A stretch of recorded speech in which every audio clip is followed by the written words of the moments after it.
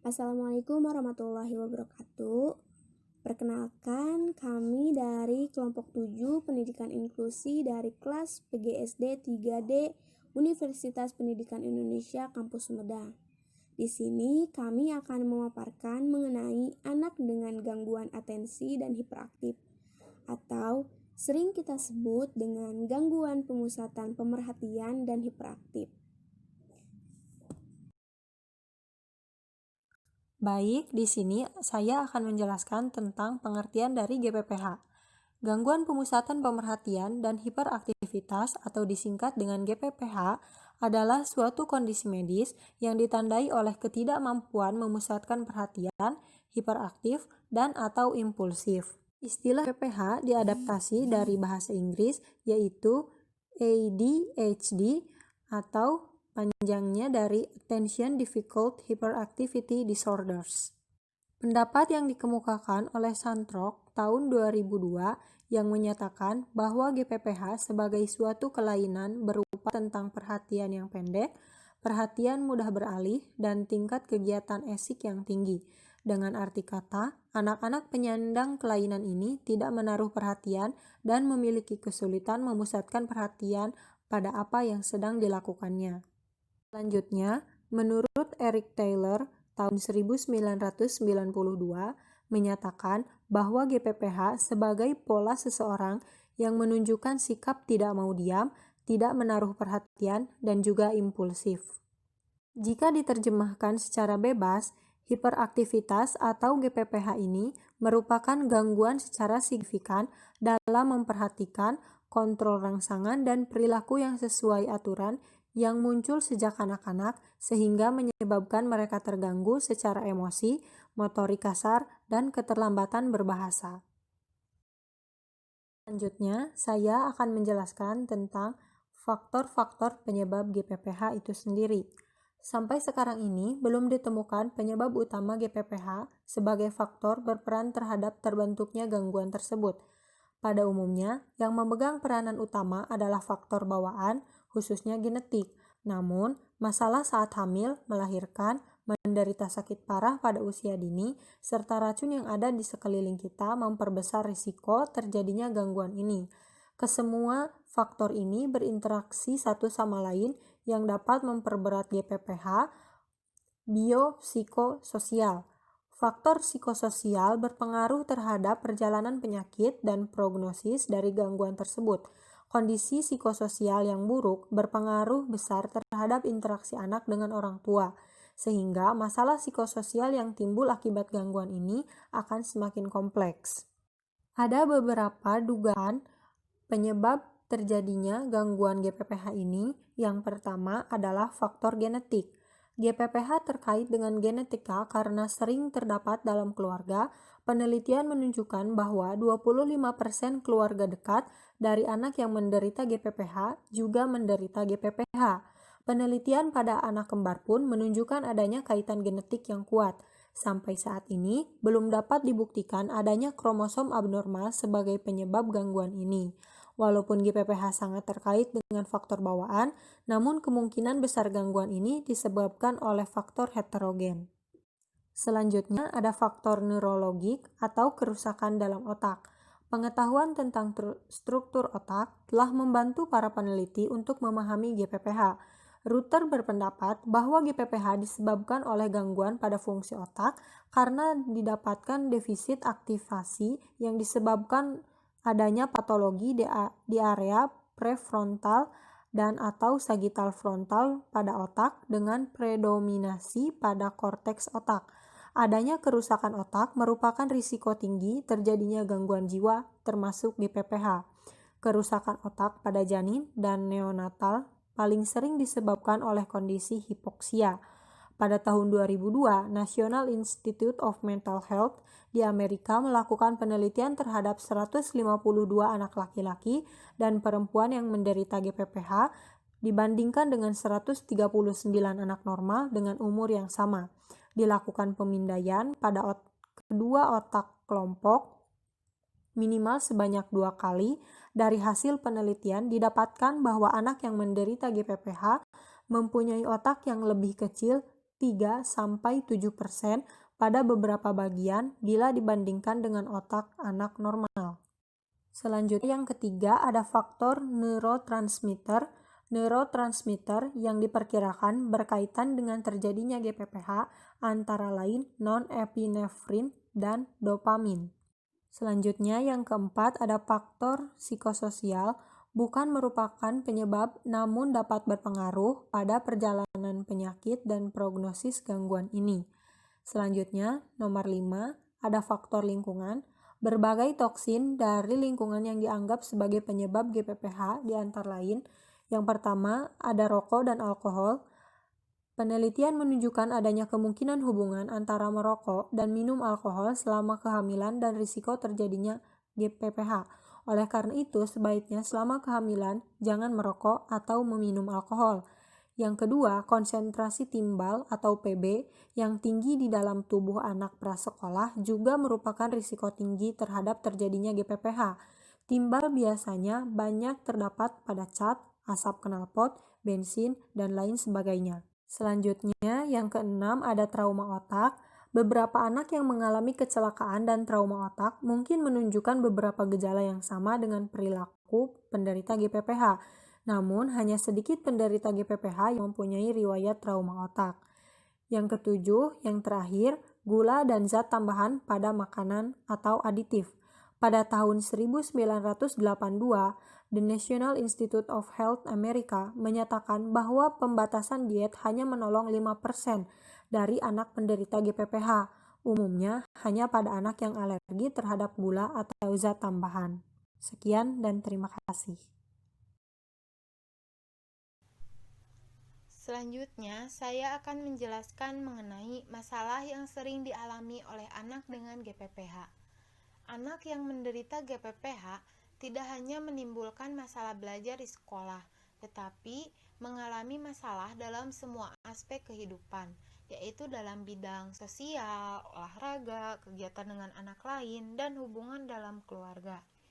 Anak dengan GPPH dapat mengalami yang pertama, kesulitan dalam bidang sosial. Anak dengan GPPH sering mengalami kesulitan berhubungan dengan teman sebaya. Mereka lebih memilih bermain dengan anak yang lebih muda atau sama sekali tidak bermain dengan semua anak. Anak dengan GPPH sering merasa malu atau mengalami kegagalan mengendalikan dirinya. Mereka hanya ingin melakukan apa yang mereka inginkan dan dengan cara mereka sendiri. Anak dengan GPPH sulit mengikuti dan mematuhi norma sosial, sehingga mengalami hambatan dalam mengembangkan keterampilan sosial. Mereka tidak mampu memberikan respon yang tepat terhadap rangsangan yang datang dari lingkungan sekitarnya. Yang kedua, ada masalah emosional. Anak dengan GPPH sering merasa frustasi dan terlihat tidak bahagia. Mereka sering berpikir bahwa mereka bodoh karena tidak pintar di sekolah. Perasaan ini dapat menyebabkan mereka menjadi reaktif sehingga menimbulkan konflik. Mereka menginternalisasi perasaan mereka sehingga menjadi depresif.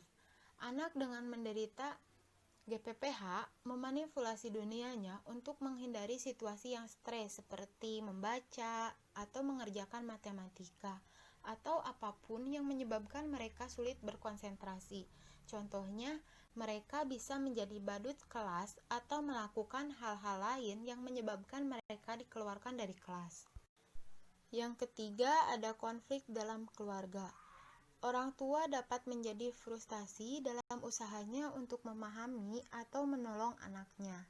Sulit bagi orang tua untuk menerima kenyataan bahwa mereka memiliki anak dengan GPPH.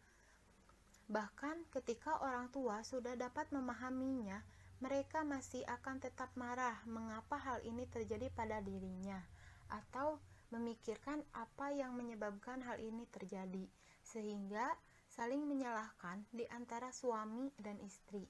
Orang tua sering merasa malu karena berpikir bahwa teman dan relasinya tidak memahami anak dengan GPPH. Mereka sering menyalahkan diri sendiri karena tidak dapat mengendalikan sikap anaknya. Selanjutnya, gejala utama GPPH. Terdapat 3 gejala utama GPPH, yaitu tidak mampu memusatkan perhatian, hiperaktivitas, dan impulsivitas. Nah, yang pertama, tidak mampu memusatkan perhatian. Penderita GPPH menunjukkan kesulitan memusatkan perhatian dibandingkan dengan anak normal dengan umur dan jenis kelamin yang sama. Orang tua atau guru sering mengemukakan masalah konsentrasi atau pemusatan perhatian dengan istilah seperti melamun, tidak dapat berkonsentrasi, perhatian mudah beralih dari satu kegiatan ke kegiatan lain, dan lambat dalam menyelesaikan tugas.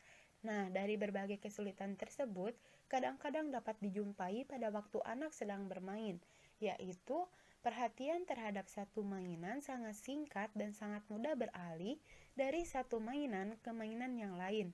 Kondisi ini sering dilihat pada waktu anak harus menyelesaikan tugas yang membosankan dan kurang menarik, seperti menyelesaikan pekerjaan sekolah dan menyelesaikan pekerjaan rumah. Nah, yang kedua, hiperaktivitas. Gangguan ini memiliki karakteristik utama, yaitu aktivitas yang sangat berlebihan atau tidak sesuai dengan tingkat perkembangannya, baik aktivitas motorik maupun vokal. Hiperaktivitas paling sering dijumpai sebagai kegelisahan, tidak bisa diam, tangan dan kaki selalu bergerak, tubuh secara menyeluruh bergerak tidak sesuai situasi. Orang tua atau guru sering mengungkap anak dengan hiperaktivitas sebagai tidak dapat duduk diam, tidak bisa diam, banyak berbicara, berlari-lari, dan memanjat-manjat berlebihan. Di dalam kelas selalu berjalan-jalan, banyak mengobrol dengan teman, dan sering menyeletuk. Pada berbagai penelitian ditunjukkan bahwa gerakan pergelangan tangan, pergelangan kaki, dan gerakan seluruh tubuh lebih banyak dibandingkan dengan yang normal. Nah, yang ketiga, perilaku impulsif. Anak yang menderita GPPH pada umumnya tidak mampu menghambat tingkah laku pada waktu memberikan respon terhadap tuntutan situasional dibandingkan dengan anak yang normal pada umur dan jenis kelamin yang sama. Kondisi ini sering disebut dengan impulsivitas.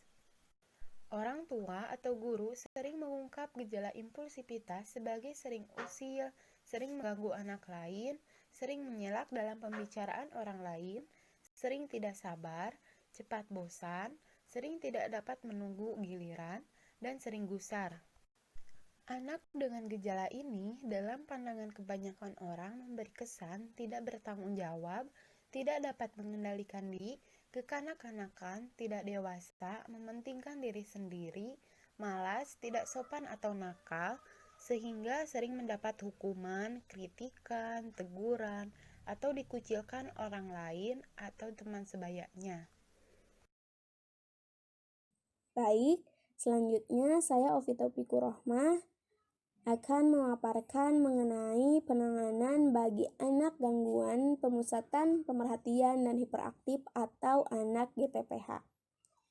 Pada penanganan anak yang memiliki gangguan seperti ini, pemberian terapi adalah perilaku yang tepat untuk menanganinya. Pada kasus GPPH ini adalah anak-anak itu cukup efektif apabila diterapi oleh token ekonomi yang secara kognitif ini masih dalam taraf operasional konkret, yang artinya bahwa anak itu memahami segala sesuatu cara konkret apa yang mereka lihat dan apa yang mereka dengar. Pada terapi ini atau yang disebut token ekonomi merupakan terapi yang sederhana, tetapi membutuhkan konsistensi yang tinggi baik dari psikolog, guru, maupun orang tua. Intinya adalah memberi dan menerima. Anak itu akan dijanjikan sesuatu apabila dia melakukan sesuatu. Nah, dalam hal ini anak-anak itu diminta melakukan hal-hal yang sederhana pada awalnya, namun untuk dilakukan secara teratur dan konsisten. Nah, misalnya Sepulang sekolah, anak itu ditugaskan untuk menaruh baju kotor, kaos kaki yang disimpan di keranjang, baju kotor di dekat mesin cuci. Nah, setiap kali ini anak itu berhasil melaksanakan tugasnya dan kita itu harus memberikan reward yang artinya contohnya misalkan anak itu diberi stiker apabila berhasil melakukan apa yang kita tugaskan. Nah, stiker itu bisa ditempel di buku atau apapun yang disukai oleh mereka, ataupun mungkin bisa dengan diberi mainan favoritnya. Selanjutnya masih dengan saya Ovi Taufikur Rohmah. Nah, saya di sini akan memaparkan mengenai teknik pembelajaran bagi anak yang mempunyai gangguan pemusatan pemerhatian dan hiperaktif atau anak GPPH. Pada teknik pembelajaran ini dapat disesuaikan dengan kemampuan mempertahankan perhatian, yang dimana kemampuan itu dapat menyebabkan sebuah kesulitan belajar bagi anak-anak. Nah, kemampuan itu dapat memusatkan perhatian pada suatu objek dari berbagai rangsangan yang diterima oleh indera mereka. Nah, pada kesulitan belajar ini, gangguan yang paling kritis yang dapat menyita waktu yaitu kurangnya perhatian. Nah, secara umum, gangguan pemusatan pemerhatian dan hiperaktif ini berkaitan dengan gangguan tingkah laku dan aktivitas kognitif seperti berpikir, mengingat, menggambar, dan sebagainya. Nah, sedangkan pada anak gangguan pemusatan pemerhatian dan hiperaktif ini, mereka itu lebih condong menjadi rendah karena kemampuan belajarnya itu semakin menurun serta berkurangnya rasa percaya diri. Sekian dari kami, mohon maaf apabila ada kesalahan. Terima kasih sudah menyimak dan sudah mendengarkan. Wabillahi taufiq wal hidayah. Wassalamualaikum warahmatullahi wabarakatuh.